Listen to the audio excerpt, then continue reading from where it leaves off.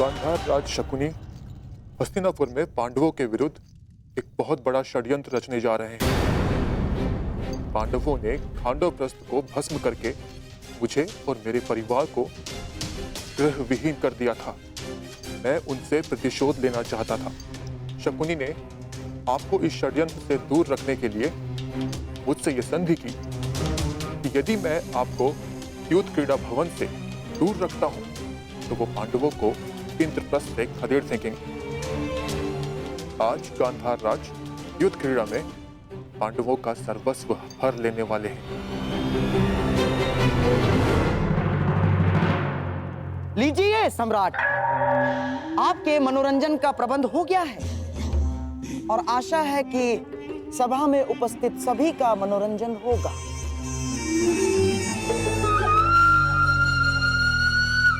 शकुनी, ना तो मुझे युद्ध क्रीड़ा में सम्मिलित होने से रोक पाओगे और ना मैं पांडवों से छल करने में तुम्हें सफल होने दूंगा।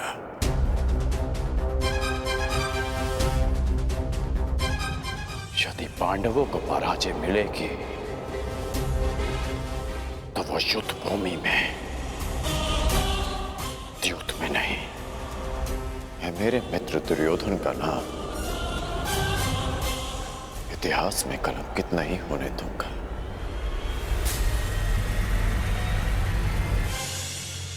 अरे साम्राज्ञी, आप अभी तक द्वार पर ही खड़ी हैं?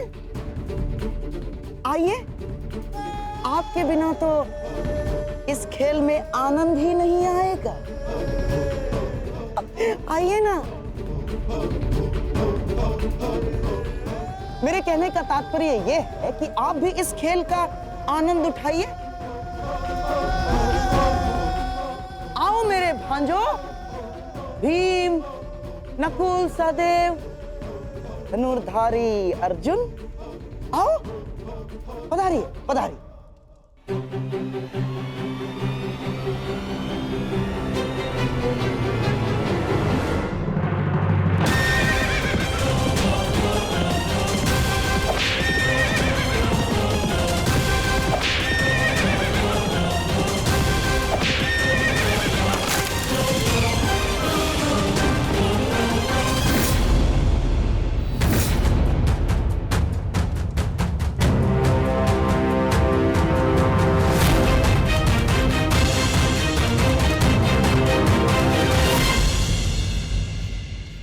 सम्राट की जय हो। सम्राट, चौसर के नियम तो आपको ज्ञात होंगे ही।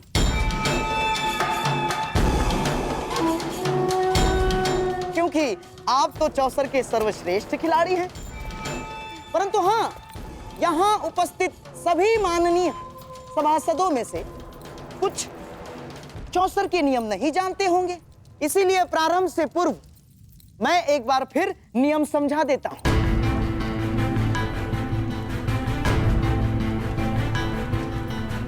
आपके और मेरे दुर्योधन के पास ये चार मेरू हैं। अपने अपने घरों में आपके पास से जितने अंक फेंकेंगे उतने ही घर आपके ये मेरू आगे बढ़ेंगे और फिर चौसर के केंद्र का एक चक्र पूर्ण करने के पश्चात ये मेरू चला जाएगा दुर्ग में, जिससे सारे मेरू सबसे पहले इस दुर्ग में जाएंगे। वो होगा इस पारी का विजेता। और हां, यदि मध्य में ही एक प्रतिद्वंद्वी का मेरू दूसरे के मार्ग में आता है तो उस मेरू को ध्वस्त माना जाएगा। आपने खेल के नियम तो भली भांति समझा दिए मामाश्री, परंतु खेल खेलने के लिए पासे कहाँ हैं? अति उत्तम सम्राट, अति उत्तम। अतिथि को निमंत्रण देने से पूर्व भोजन की और युद्ध पर जाने से पूर्व शस्त्रों की व्यवस्था करना बुद्धिमानों का लक्षण है। ये रहे पासे।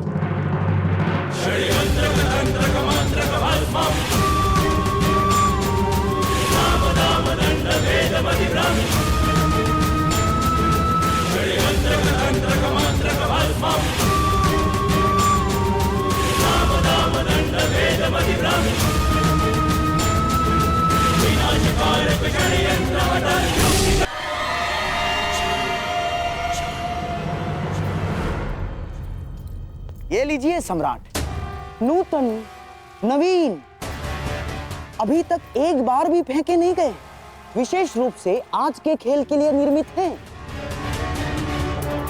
अब आप अतिथि हैं और सम्राट भी, इसीलिए आज के खेल का पहला पासा आप फेंकेंगे।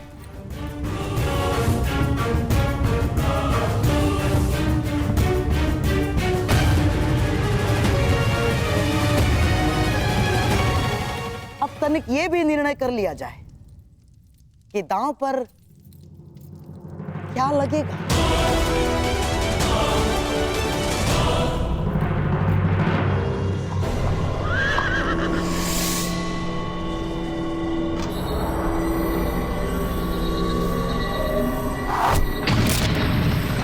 यदि सम्राट की आज्ञा हो तो पहला दाव 1-1 सहस्त्र स्वर्ण मुद्राओं के लिए हो। स्वीकार है।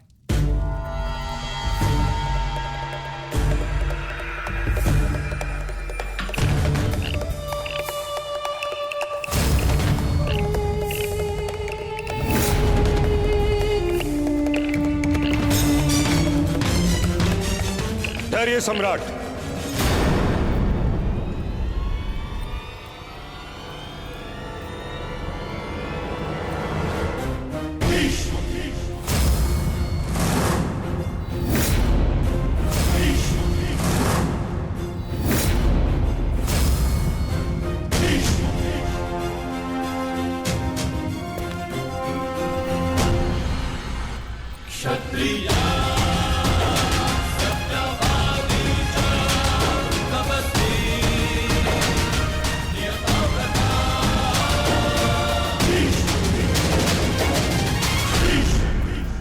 एक निवेदन करना है। आपका आदेश आज्ञा करना है पितामह, और मेरा पालन करना। आदेश दीजिए। यदि पौत्र आया होता तो मैं अवश्य आदेश देता, परंतु खेलने सम्राट आए हैं, इसलिए निवेदन है।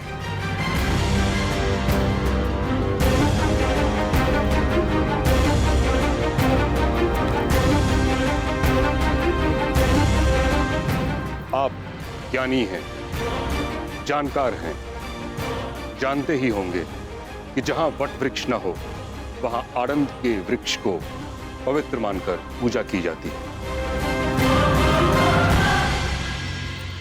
जहां गंगा न हो वहां अंजलि में जल लेकर उसे गंगा मानकर आचमन किया जाता है। उसी प्रकार हाथ में पासे लेने से द्युत पूर्ण माना जा सकता है। यह प्रतीक यदि धर्म पर लागू हो सकता है तो अधर्म पर भी होना चाहिए। इसलिए मेरा आपसे निवेदन है, इस क्रीड़ा से उठिए और इस समारोह को संपन्न समझिए।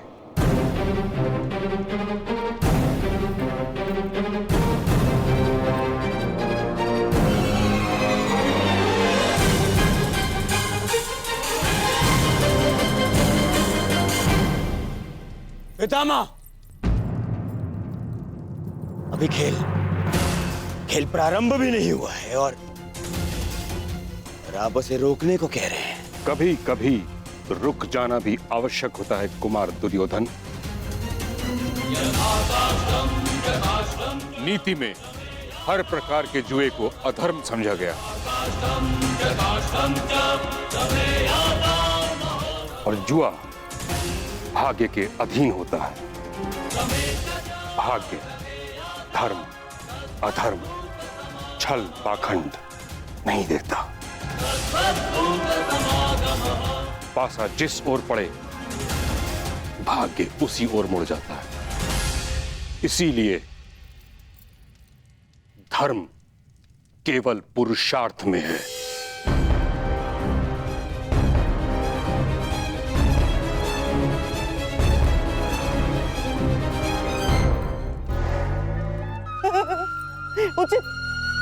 उचित कहा महामहिम, परंतु युद्ध के भांति द्यूत भी पुरुषार्थ माना गया है।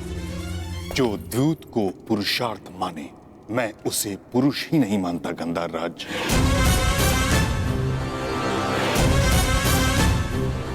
द्यूत जुआ है और जुआ एक व्यसन होता है जिसका अंत पतन ही होता है। और इस कारणवश मैं इस अधर्म को रोकने आया हूं।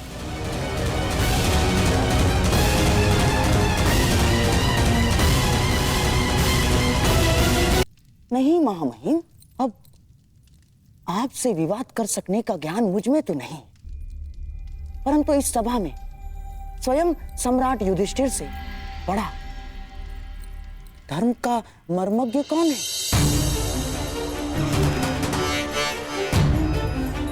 तो सम्राट से ही पूछ लिया जाए कि धर्म क्या है। कहिए धर्मराज, आज के इस क्रीड़ा के विषय में आपका धर्म क्या कहता है?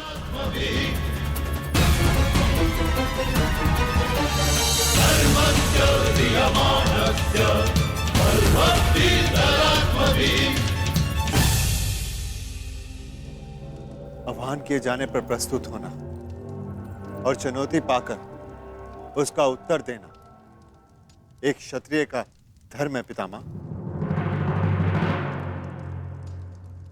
तो क्या इसका अर्थ मैं ये समझूं युधिष्ठिर कि तुम्हारी दृष्टि में द्यूत धर्म है? मैं केवल इतना जानता हूं पितामह, जब तक आपकी दृष्टि यहां पर है तब तक यहां पर कोई अधर्म नहीं होगा।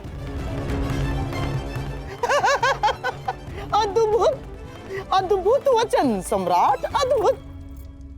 गंगा पुत्र भीष्म, गुरु द्रोण, महामंत्री महाज्ञानी विदुर के रहते अधर्म हो ही नहीं सकता। गंधार राज, आचार्य द्रोण, मैं और विदुर, हम तीनों के अतिरिक्त अन्य लोग भी राज्यसभा में हैं। महामहिम, मैं आपका संकेत समझ गया। यदि आपको ऐसा लगता है कि यहाँ अधर्म होगा, तो उसे रोकने के नियम क्यों नहीं बना लेते आप? हाँ पितामह, मैं चुनौती स्वीकारने के अपने धर्म का पालन करूं। आप वो नियम बताएं जिसे अधर्म को वश में किया जा सके।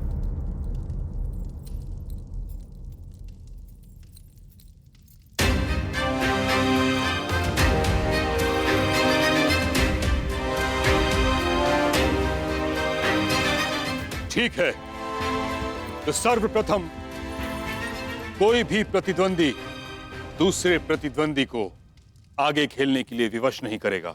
यदि एक खिलाड़ी खेल छोड़ना चाहे तो दूसरे को उससे कोई आपत्ति नहीं होनी चाहिए। परंतु पितामह, भूलो दुर्योधन, तुम केवल अपने पितामह के समक्ष नहीं बल्कि हस्तिनापुर के सिंहासन के संरक्षक और प्रमुख सेनापति के समक्ष हो। समझ गए? स्वीकार है महामहिम। और कोई नियम? कोई भी प्रतिद्वंदी केवल वही वस्तु या संपत्ति दांव पर लगा सकता है जिसका वो स्वयं अधिकारी हो। पितामह, कैसे कड़े नियम हैं? आप खेल खेलने देना चाहते भी हैं या नहीं? मैं तो पहले से ही इस खेल के विरुद्ध था, परंतु तुम अगर नियमों का पालन नहीं करना चाहते तो इस क्रीड़ा को समाप्त समझो।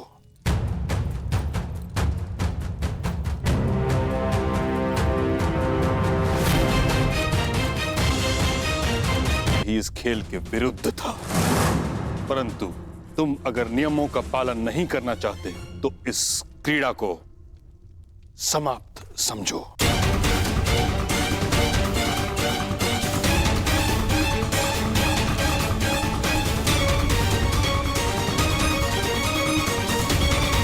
युधिष्ठिर सम्राट हैं और आप युवराज हैं कुमार। आप दोनों का पद और संपत्ति समान नहीं है, इसलिए दांव केवल उस पर खेला जाए जिस पर आपका अधिकार हो। सत्य कह रहे हैं महात्मा विदुर,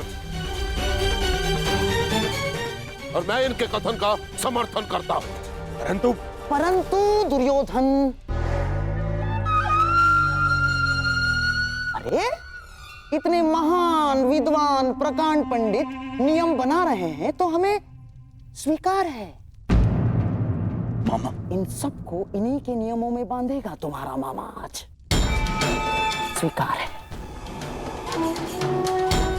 महामहिम, हमें आपके सारे नियम स्वीकार है।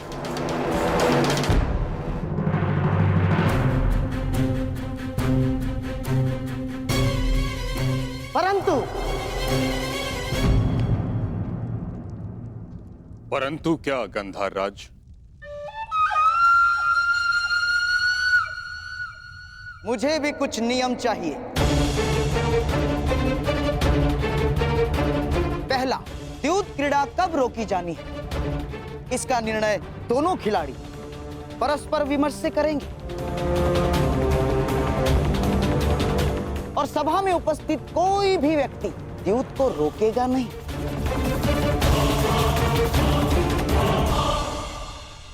मुझे शकुनी के इस नियम में कोई आपत्ति दिखाई नहीं देती। स्वीकार है। धन्यवाद महाराज। और हाँ, और एक बात, यहाँ जिस भांति नियम बनाए गए उससे यह स्पष्ट प्रतीत होता है कि महानुभाव के मन में यह विश्वास बैठा है कि मैं यहाँ कोई छल करूंगा। इसीलिए मैं चाहता हूं कि जब तक द्यूत क्रीड़ा चलेगी, सभा स्थल को छोड़कर कोई नहीं जा पाएगा।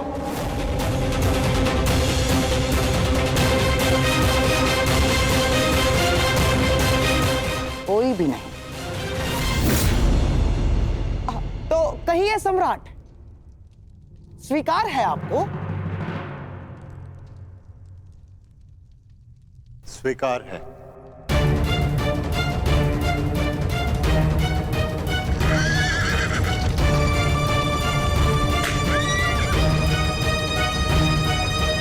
ठहरो, अभी नहीं। मेरे नियम अभी समाप्त नहीं हुए हैं गंधार राज। आदेश कीजिए महामहिम।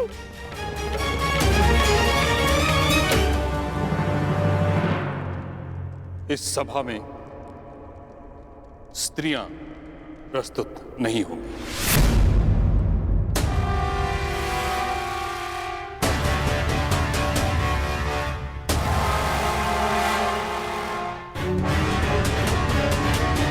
ये कैसा नियम है महामहिम?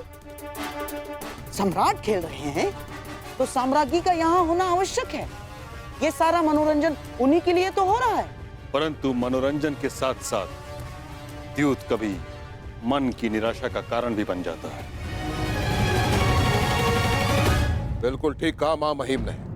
और वैसे भी शास्त्रों के अनुसार एक स्त्री केवल और केवल अपने पति के साथ ही चौसर खेल सकती है और किसी के साथ नहीं। और यदि ऐसा न हुआ तो मैं सर्वप्रथम इसका विरोध करूंगा। ठीक कहा गुरुद्रोण ने। जुए में लाभ, हानि, जय, पराजय होती ही है और हानि का सबसे अधिक दुख स्त्रियों को होता है। जब ये मनोरंजन के कारण है तो किसी को दुख क्यों दिया जाए?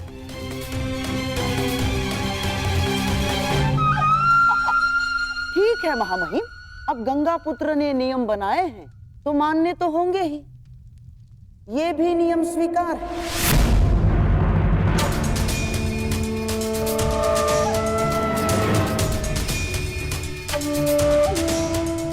स्वीकार है दुर्योधन। परंतु महामहिम, ये चौसर का खेल बहुत लंबा है और मेरे प्रिय भीम को बहुत भूख लगती है और मुझे प्यास, और यहाँ इतने अतिथि गण भी उपस्थित हैं।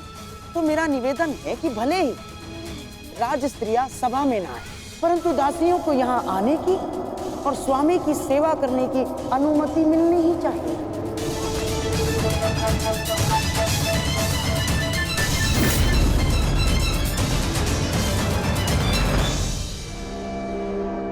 ठीक, दासियों पर यह नियम लागू नहीं होगा।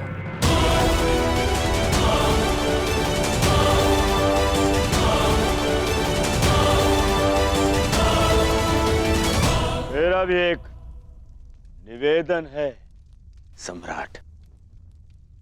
मेरी ओर से पासे मामाश्री फेंकेंगे।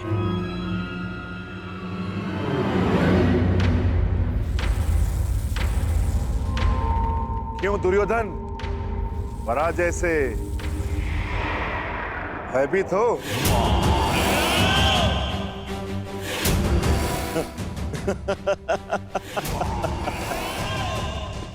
नहीं चाहता भीम, मैं सम्राट की विजय से भयभीत नहीं, परंतु क्या करूं, इस समय मेरे हाथ पासे फेंकने के सक्षम नहीं है।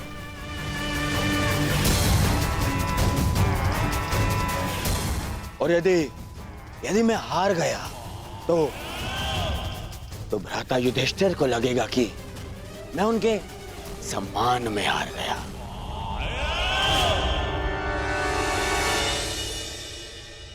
परंतु क्या द्यूत में यह नियम है कि पासे कोई और चले?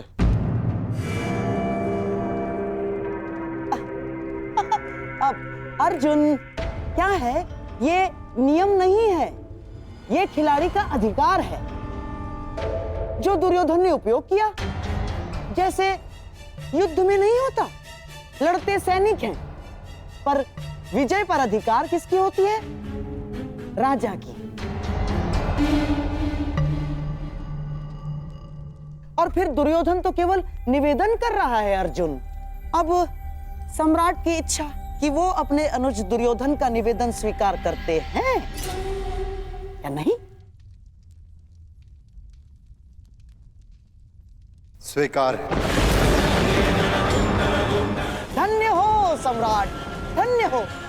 सम्राट का मन इंद्रप्रस्थ जैसा ही विशाल है। बैठिए, बधाइए।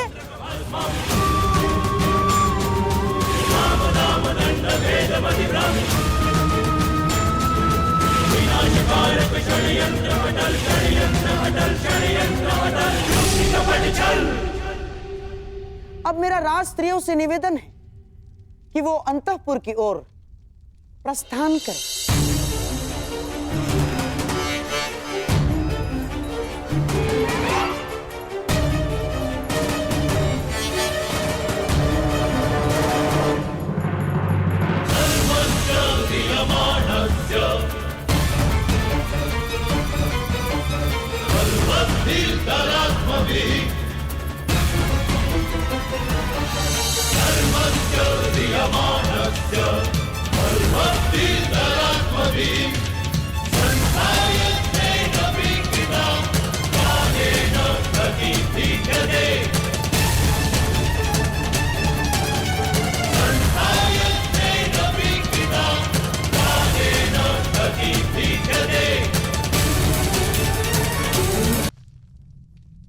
सम्राट, खेल प्रारंभ करें।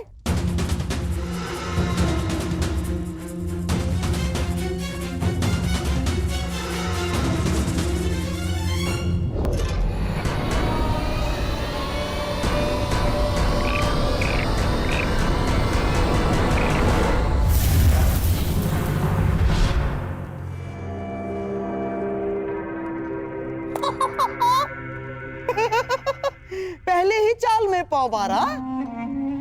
प्रतीत होता है कि भाग्य भी चक्रवर्ती सम्राट के अधीन है।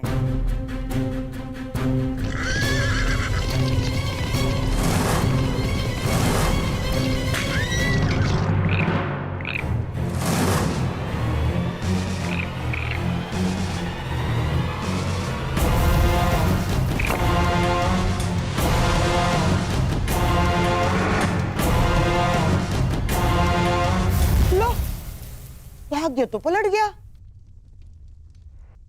इस बार दुर्योधन आगे निकल गया।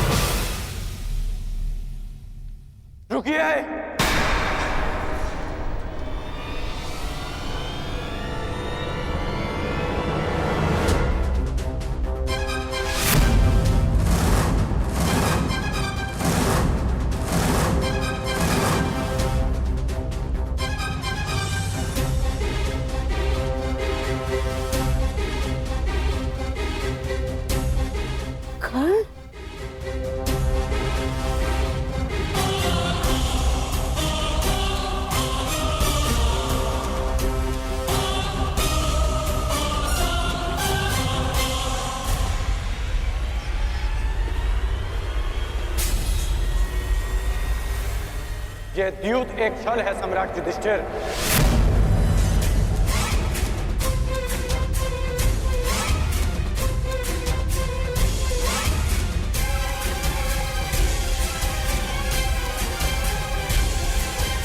और गांधार राजद्यूत में आपका सब कुछ छीन लेना चाहते हैं।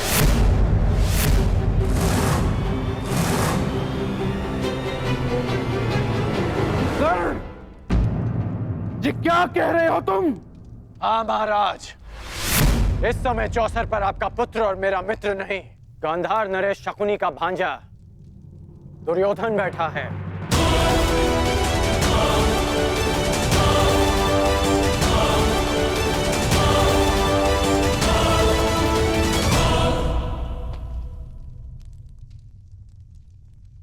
मित्र, रुक जाओ मित्र। अभी भी कुछ नहीं बिगड़ा। हर कर्म के अपने फल होते हैं मित्र। हर क्रिया की प्रतिक्रिया होती है। हम वही काटते हैं जो हमने बोया है। और तुम कुछ ऐसा मत बो देना मित्र जिसका दुष्परिणाम भविष्य को काटना पड़े। सच्चा मित्र सिर्फ वो नहीं होता जो हर मार्ग पर आपके साथ चले, बल्कि सच्चा मित्र वो होता है जो आपको कुमार्ग पर चलने से रोके। अद्भुत अंगराज, अद्भुत। अपने मित्र के विरोध में जाने को तुम मित्रता कहते हो?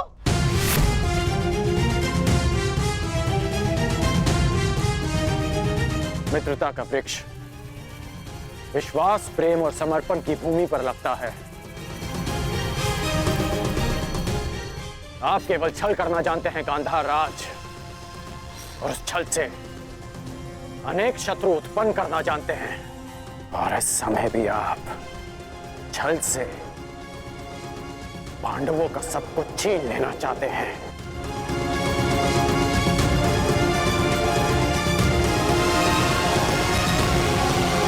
पांडवों का सब कुछ छीन लेना चाहते हैं। वाह अंगराज, वाह। अब मैं इसे क्या कहूं? महान मित्रता या फिर सबसे बड़ा मिथ्या आरोप? ध्यान से देखो इस चौसर को अंगराज। सम्राट युधिष्ठिर दुर्योधन से सब कुछ जीतने से केवल एक पग दूर है।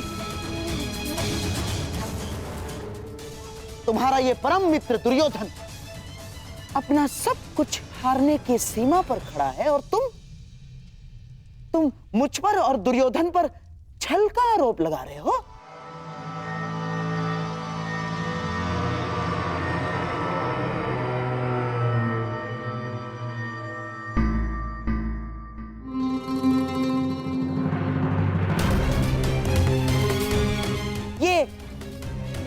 ये कैसा मित्र बनाया है तुमने? मित्रता ही तो निभा रहे हैं अंगराज।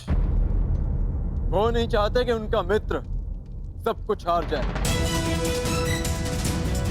इसलिए ये दाव से पहले ये दाव खेल रहे हैं।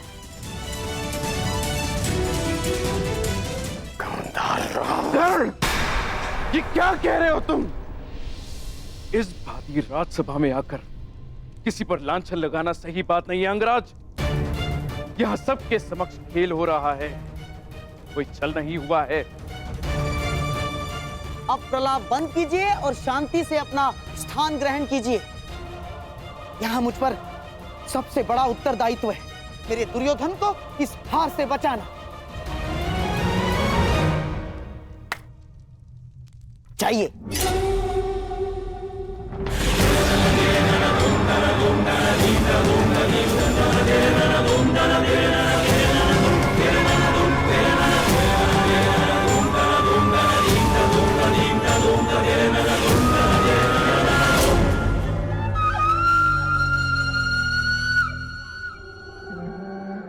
सम्राट,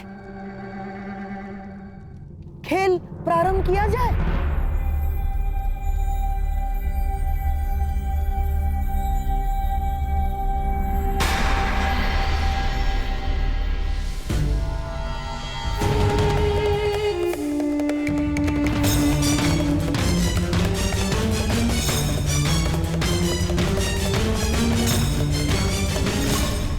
बधाई हो जेश, बधाई हो, आप विजयी हुए।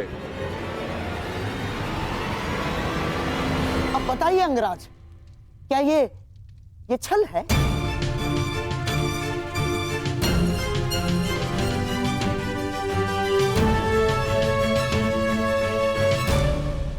मेरी बात समझो मित्र, मैं जानता हूं कि आगे क्या होने वाला है। मैंने आज तक तुमसे कुछ नहीं मांगा,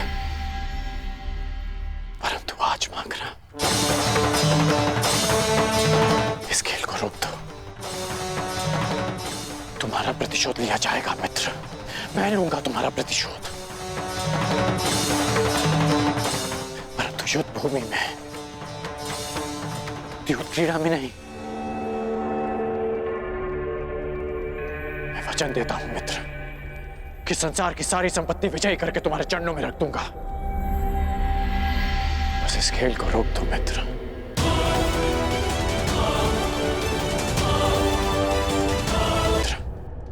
कि संसार की सारी संपत्ति विजयी करके तुम्हारे चरणों में रख दूंगा। बस इस खेल को रोक दो मित्र।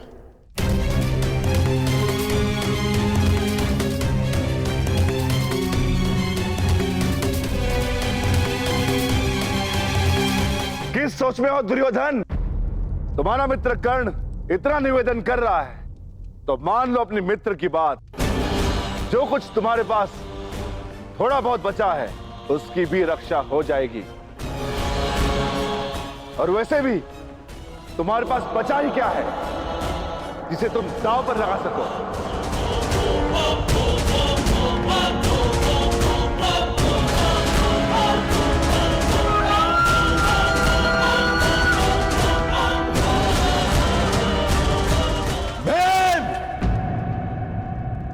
दुर्योधन अजय योद्धा है। दांव चाहे युद्ध का हो या चौसर का, पीछे नहीं हटेगा दुर्योधन।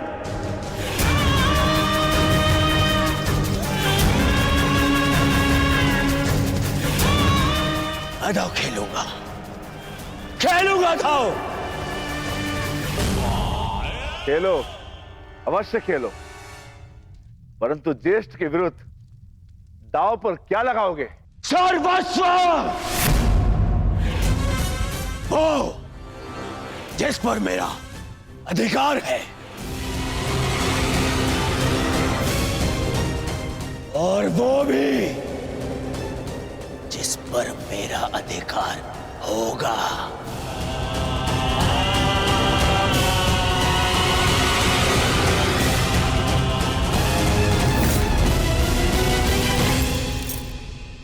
आभूषण जिन पे मेरा अधिकार है,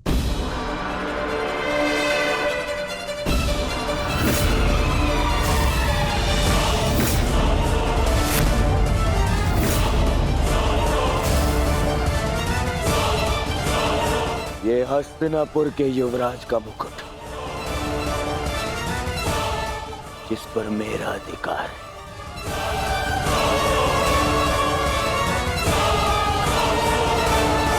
और सबसे अधिक महत्वपूर्ण वो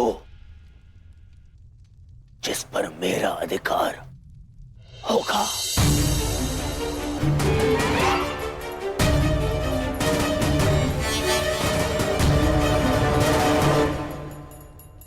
हस्तिनापुर।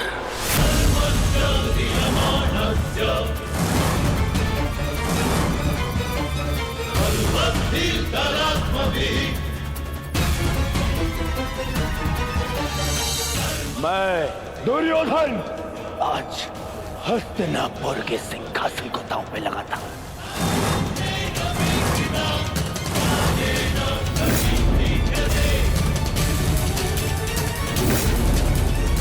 बस दुर्योधन,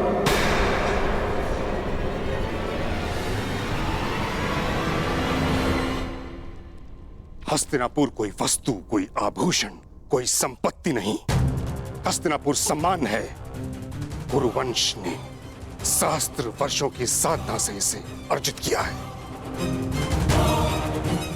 तुम इसे चौसर पर दांव लगाने की बात करते हो। इससे पूर्व कि मैं इसे हस्तिनापुर का अपमान समझकर शस्त्र उठा लूं, अपने मन से ये बात निकाल फेंको। दुर्योधन, महामहिम बिल्कुल ठीक कह रहे हैं। हस्तिनापुर पर तुम्हारा कोई अधिकार नहीं। तुम केवल और केवल यहाँ के युवराज हो, यहाँ के सम्राट नहीं। तो हो जाऊंगा कुरुद्रोण। आज महाराज ना सही, कल बन जाऊंगा। तो क्या राज्य पर मेरा अधिकार नहीं होगा? अवश्य होगा पुत्र, परंतु राज मुकुट पहनने के पश्चात अभी हस्तिनापुर का अधिकार महाराज धृतराष्ट्र के पास है। मैं उन्हीं महाराज धृतराष्ट्र का ज्येष्ठ पुत्र हूं। मनुष्य अपने जन्म से नहीं, अपनी सोच से, अपने विचारों से ज्येष्ठ होता है दुर्योधन। और एक बात अपने मस्तिष्क में बिठा लो कि हस्तिनापुर पर तुम्हारा कोई अधिकार नहीं।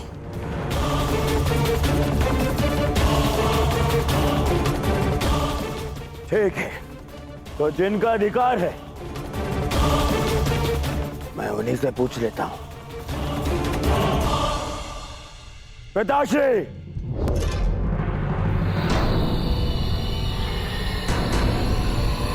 मैंने अपने आप को वचन दिया है कि आपका पुत्र ये खेल जीत के रहेगा। या तो मैं आज विजय रथ पर जीत कर जाऊंगा, या अपनी अंतिम यात्रा पर।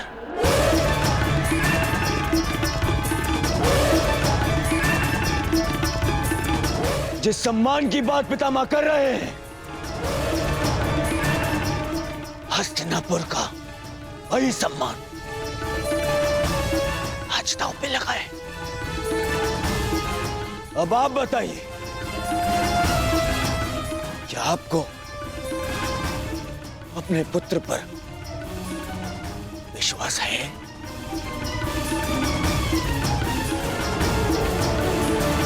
या आप भी पितामह की भांति हस्तिनापुर पर मेरा अधिकार नहीं मानते? क्या विभाजन के पश्चात भी आपको लगता है कि मेरा इस सिंहासन पे अधिकार नहीं? बोलिए ना पिताश्री।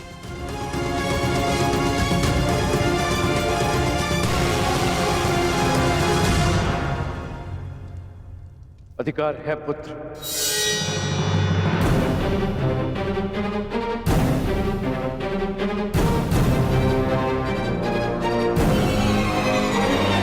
और मैं तुम्हें उस अधिकार का प्रयोग करने की अनुमति देता हूं।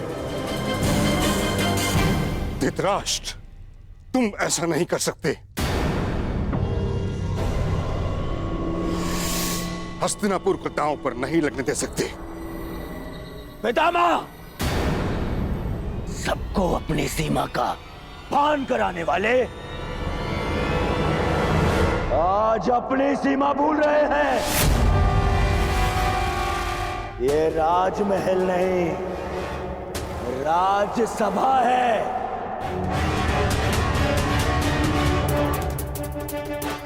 और इस समय वो अपने महाराज से बात कर रहे हैं, और आप सेनापति हैं और सिंहासन पे बैठने वाले महाराज की आज्ञा पर प्रश्न चिन्ह लगाने का अधिकार नहीं है आपको। जिसका हस्तिनापुर पर अधिकार है उसने अपना निर्णय ले लिया, और अब आप अपने कर्तव्य का पालन कीजिए।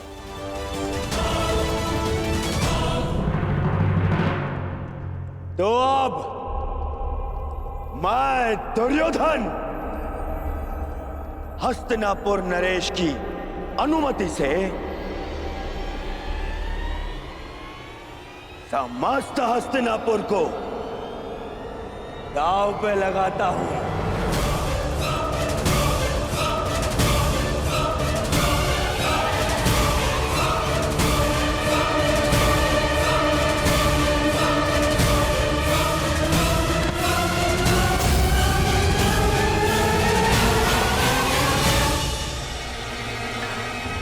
मार्ग दिखाने का नहीं, मार्ग बनाने का समय है। मौन रहो अब। तो बोलिए सम्राट, एक दाव और सब कुछ आपका। क्या ये दांव खेलने का साहस और सामर्थ्य है आप में?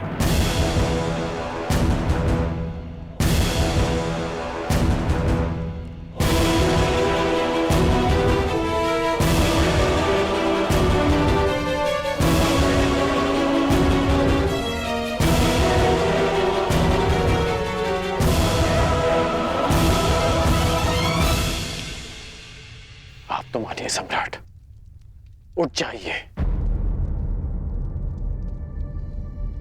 लोभ में विवेक मर जाता है। अस्वीकार कर दीजिए ये दाव। मैं जानता हूं कि आप हमारी भलाई चाहते हैं अंगराज,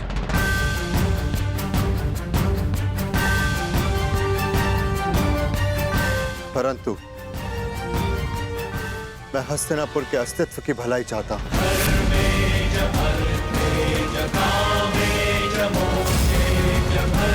यदि मैं हस्तिनापुर जीत गया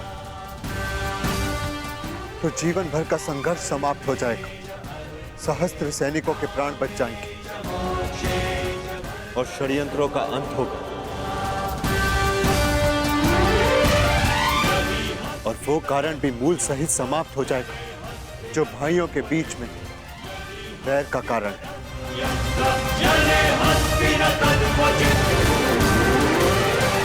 हाँ तो सम्राट, हस्तिनापुर की तुलना में आप दांव पर क्या लगाना चाहेंगे?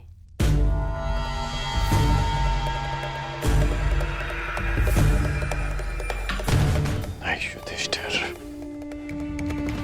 नहीं। खेलो पांडुपुत्र।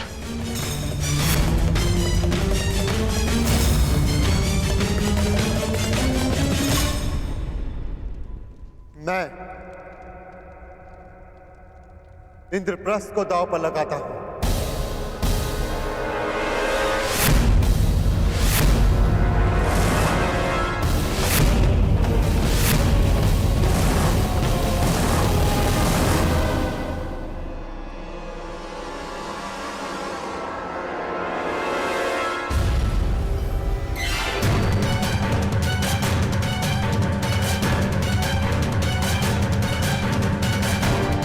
ये तुमने क्या किया? अब भी समय है पुत्र, पीछे हट जाओ। चुनौती का उत्तर देना ही एक क्षत्रिय का धर्म है काकाश्री। बस बहुत हुआ।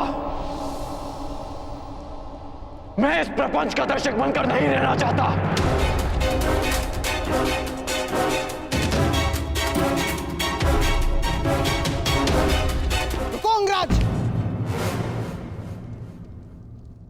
अपना वचन तो याद है ना आपको? प्रत्येक परिस्थिति में आपको अपने मित्र का साथ देना होगा। मुझे वचन दो, हर परिस्थिति में तुम मेरा साथ दोगे। मैं वचन देता कि मैं अपने मित्र को अकेला नहीं छोड़ूंगा। तुम्हारा यह परम मित्र दुर्योधन जीवन के विकट मोड़ पर खड़ा है और तुम उसे छोड़कर जाने की बात कर रहे हो? नहीं अंगराज, आपको रुकना होगा।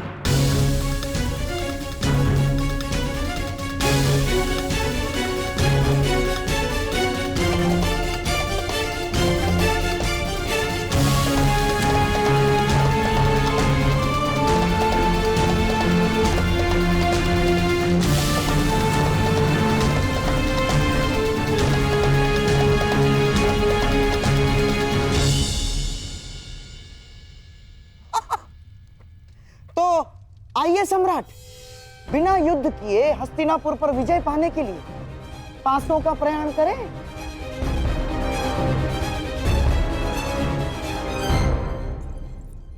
स्वराज्य की जय।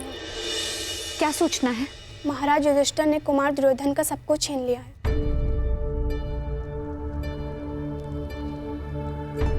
बस अब खेल समाप्त हुआ। माताश्री, अब हमें चलना चाहिए। खेल अभी समाप्त नहीं हुए सम्राज्ञी। युवराज दुर्योधन ने हस्तिनापुर को दांव पर लगा दिया। अंगराज कर्ण ने सम्राट को रोकने का प्रयास किया। तो सम्राट मान गए ना? नहीं महारानी, उन्होंने भी इंद्रप्रस्थ दांव पर लगा दिया। प्रत्येक मनुष्य की सबसे बड़ी शक्ति ही उसकी सबसे बड़ी दुर्बलता भी होती है और धर्मशील की दुर्बलता उसका धर्म होता है। इसलिए प्रयास करना कि समय आने पर धर्मात्मा को दुर्बल पड़ने से रोक सको। द्यूत पहले विजय देता है और फिर विवेक हरकर पराजय। सम्राट को रोकना आवश्यक है माताश्री, कहीं गांधार नरेश अपने छल से कुछ अनर्थ न कर बैठे। पुत्री, चिंता मत करो, वहां पितामह है, द्रोणाचार्य है, कोई अनर्थ नहीं होगा। जब पितामह और आचार्य द्रोण हस्तिनापुर को दांव पर लगने से नहीं रोक पाए माताश्री, तो कोई और अनर्थ कैसे रोक पाएंगे? सब नियम से बंधे हैं और हम भी। और नियम ये है कि जब तक तो चलेगा। राजस्त्रीय सभा में प्रवेश नहीं करेंगी। लीजिए सम्राट, अब दोनों खिलाड़ियों का केवल एक एक मेरू शेष है, दांव बराबर का, और जीतने का अवसर भी बराबर का।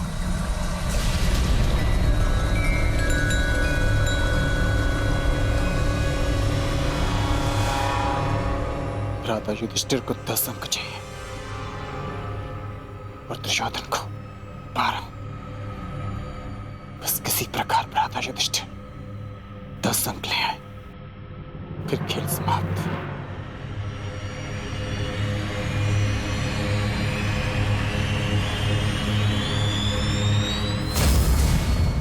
अच्छा प्रयास था सम्राट, केवल एक पग से दुर्ग के भीतर जाने से रह गया।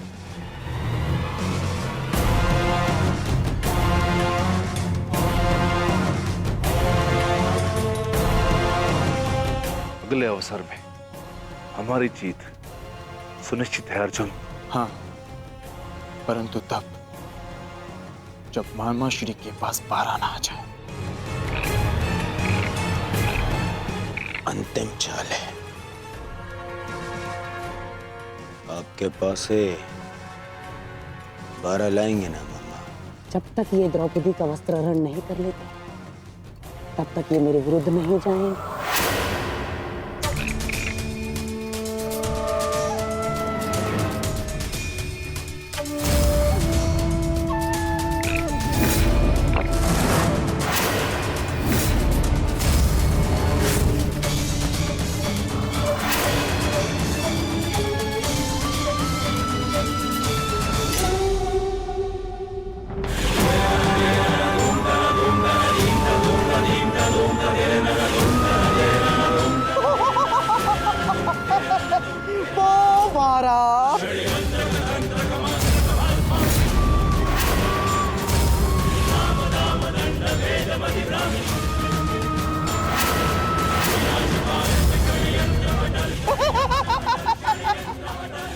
बधाई हो मेरे होने वाले सम्राट, आज से इंद्रप्रस्थ तुम्हारा।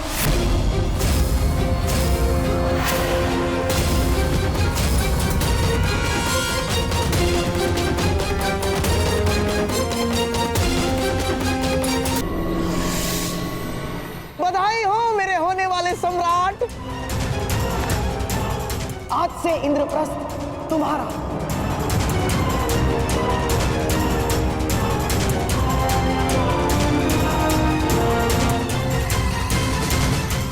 और महाराज आपको भी बधाई हो, आपके पुत्र ने आपका विश्वास जीत लिया।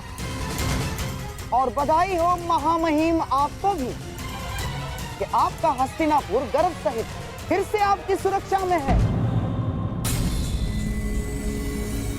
और बधाई हो इस गांधार नरेश शकुनी को कि मेरा होने वाला सम्राट बिना राजसूय यज्ञ के एक साम्राज्य का स्वामी हो गया। चाहता तो मैं भी यही था दुर्योधन, कि तुम इंद्रप्रस्थ जीत जाओ, परंतु इस बात ही नहीं। परंतु समझ में नहीं आता, आनंद मनाओ या शोक, क्योंकि मेरा एक भांजा सब कुछ जीत गया और एक सब कुछ हार गया। खेल समाप्त हुआ।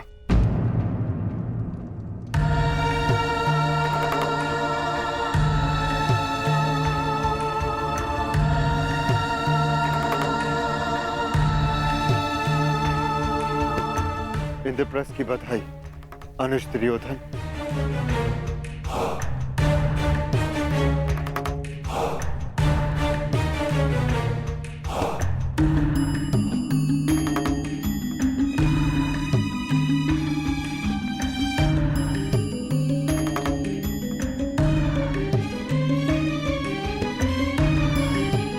ये क्या मामा श्री, तो जा रहे हैं ना?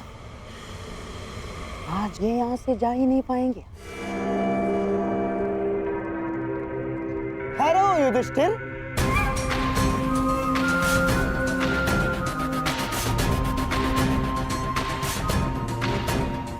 माना कि मैं मेरे दुर्योधन की विजय से बड़ा प्रसन्न हूं, परंतु तुम सब भी तो मेरी बहन कुंती के पुत्र हो, सम्राट बनकर आए थे और भिक्षुक बनकर जा रहे हो। युधिष्ठिर, मुझे बहुत दुख हो रहा है।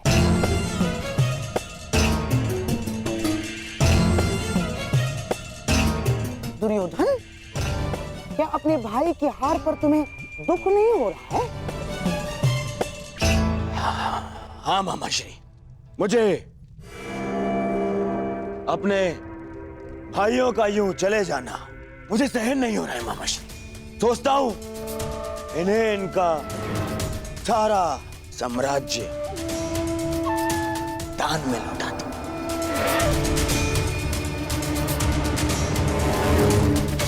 वाह दुर्योधन, वाह! तुम्हारे हृदय की विशालता देखकर मैं बहुत प्रसन्न हुआ। परंतु दुर्योधन, इनको ये सब दान में देना इन महाप्रतापियों का अपमान नहीं होगा दुर्योधन?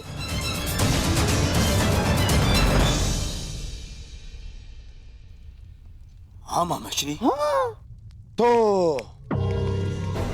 तो क्या किया जाए? हाँ, आज इन्हें मैं एक अवसर और दे देता हूं। एक अवसर और? मैं बहुत प्रसन्न हुआ कि तुम हारे हुए प्रतिद्वंद्वी को एक और अवसर देना चाहते हो।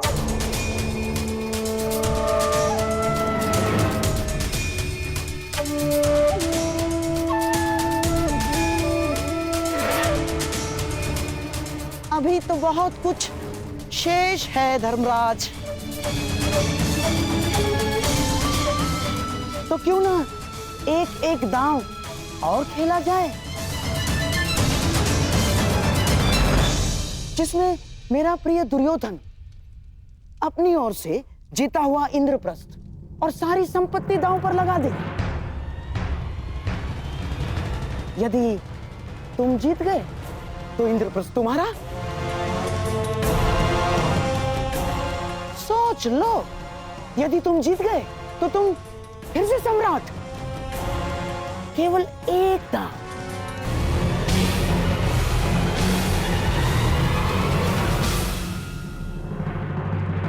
परंतु मेरे पास दांव पे लगाने के लिए कुछ नहीं है मामाश्री। मेरे अधिकार में अब कोई संपत्ति नहीं।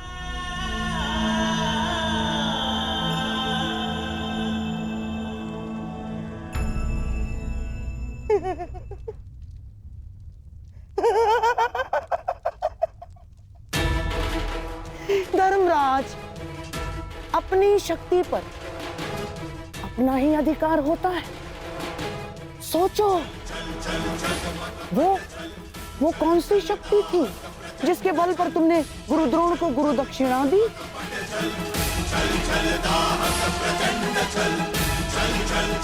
वो कौन सी शक्ति थी जिसके बल पर तुमने पांचाल का स्वयंवर जीता?